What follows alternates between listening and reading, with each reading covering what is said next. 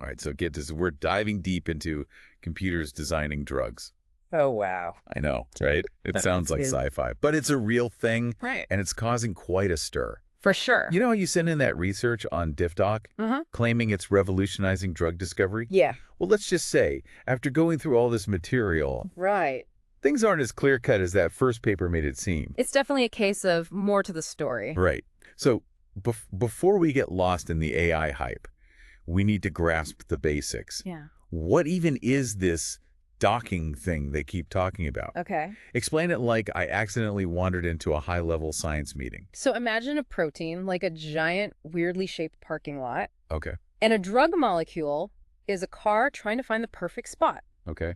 Docking is using computer simulations to figure out how that car molecule fits into one of the parking spaces or binding sites on that protein. Okay. The better the fit, the better the drug can potentially work. Okay, I get the parking lot analogy, but finding a spot for my car is hard enough with my eyes open. Right. How do they make a computer do that with tiny molecules?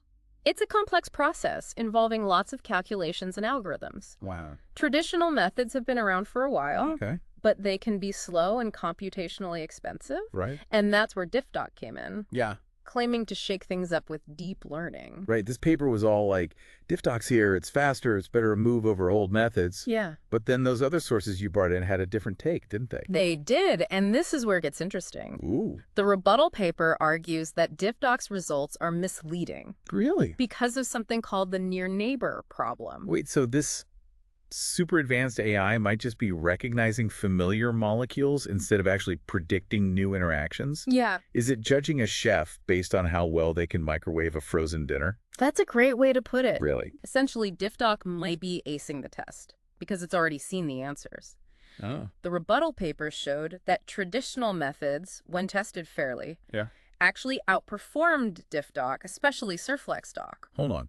Traditional methods beat out the fancy AI. Now, that's a plot twist I wasn't expecting. Yeah.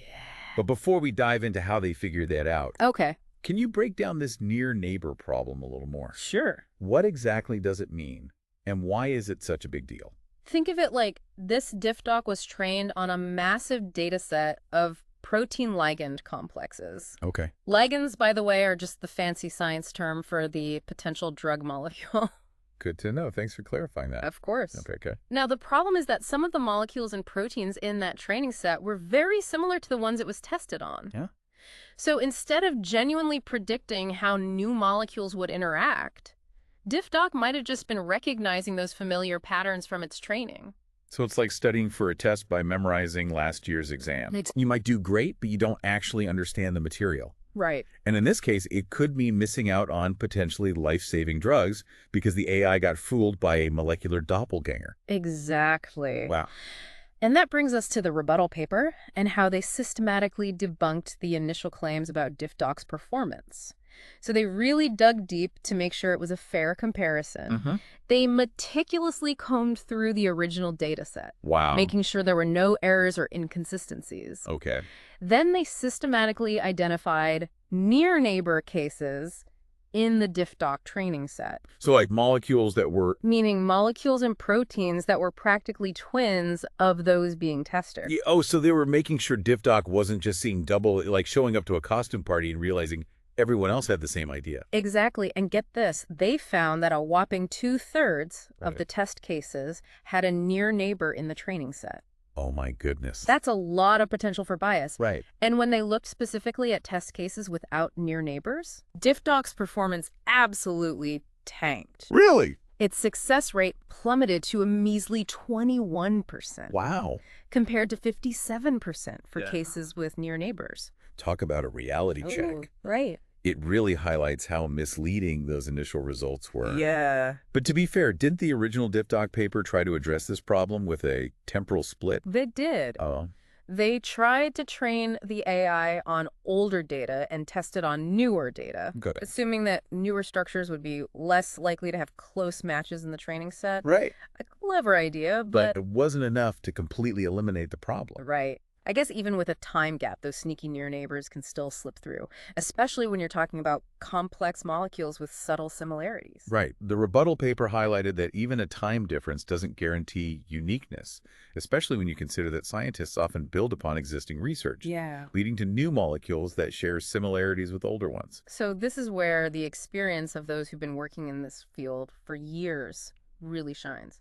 Yeah. They understand those nuances and the need to carefully validate new methods before jumping on the bandwagon. Absolutely. This rebuttal paper serves as a much-needed reminder Yeah. that we can't get swept up by flashy new methods, especially when it comes to something as critical as drug discovery. Sure. The stakes are just too high. Like, extraordinary claims require extraordinary evidence. Right. And this whole debate highlights the importance of healthy skepticism in science. Yeah. But this brings up a question. Okay. If DiffDock isn't the revolutionary solution it was touted to be, Right. what does this mean for the future of AI in drug discovery? Well, Is it a dead end?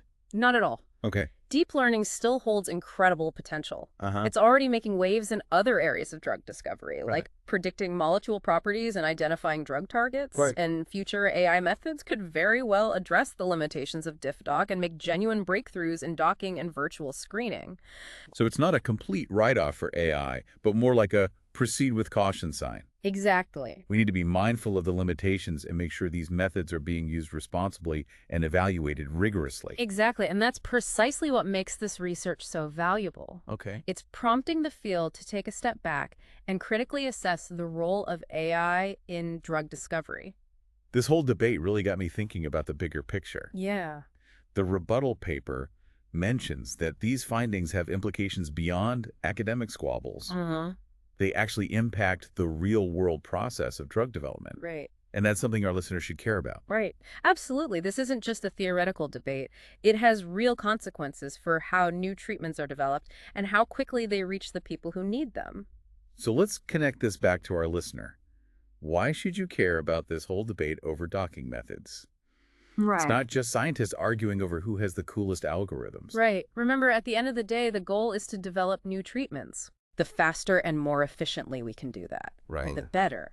Docking plays a crucial role because it helps narrow down Okay. the thousands, even millions of potential drug candidates to the ones most likely to be effective. So if scientists are using a docking method that's not as accurate as they think, it's like looking for a needle in a haystack with a blurry map. Yeah. You could be wasting time and money on leads that go nowhere. Mm-hmm. Or even worse, miss out on promising drugs because the AI made a mistake. Exactly, and that's why this research is so important. Yeah. It's a wake-up call to be critical of flashy new methods, especially when AI is involved. Yeah.